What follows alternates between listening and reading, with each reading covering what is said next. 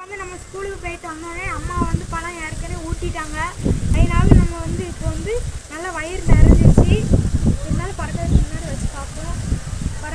வயிறு நிறைஞ்சிருச்சு, அதனால பறக்கலை.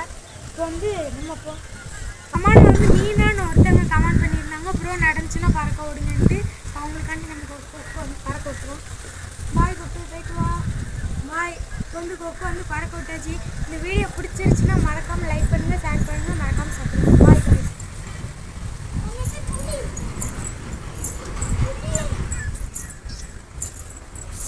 வாவ், பறக்கு.